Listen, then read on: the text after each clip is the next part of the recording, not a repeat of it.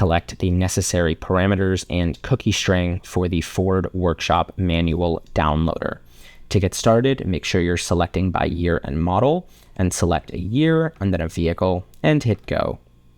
Once you see this red box, you're going to right click and click on Inspect.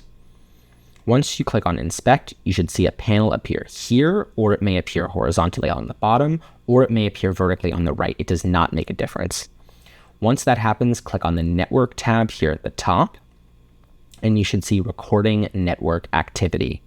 Next, we're going to click on the Workshop tab up here, and in the filter box, we're going to type tree, and one result, maybe more, will come up. It doesn't matter. You just need this one, and you can match the URL, which comes up right here, to the one in the README. Once you see that, if it's not already collapsed, we're going to collapse the response headers by clicking on the little triangle, and then we will see request headers here. That's really important.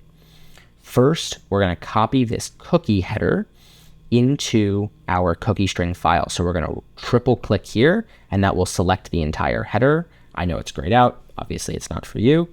You're going to copy this, Control Command C or Command C.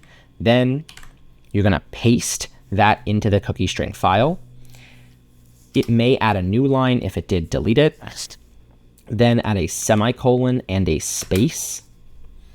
Once you add the semicolon and the space, we can go to the params.json file. And here under payload, there should be a number of the necessary parameters. Fill in what you can based on the README instructions. Now we'll go back to headers. We'll clear out the filter. We'll clear out the developer tools by clicking this little sort of do not enter sign. And we're going to go to wiring. So we'll click wiring.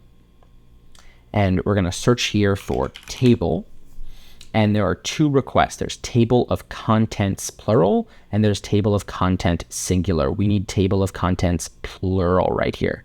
We're going to click on that, and we're going to do the exact same thing. Now, this cookie header is really, really large. So we're just going to triple click, and that will select the entire header.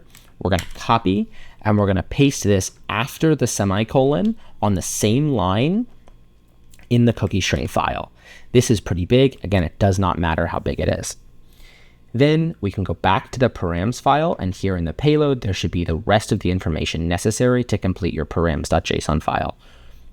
You should now have both your parameters and your cookie, and you should be ready to fetch a manual.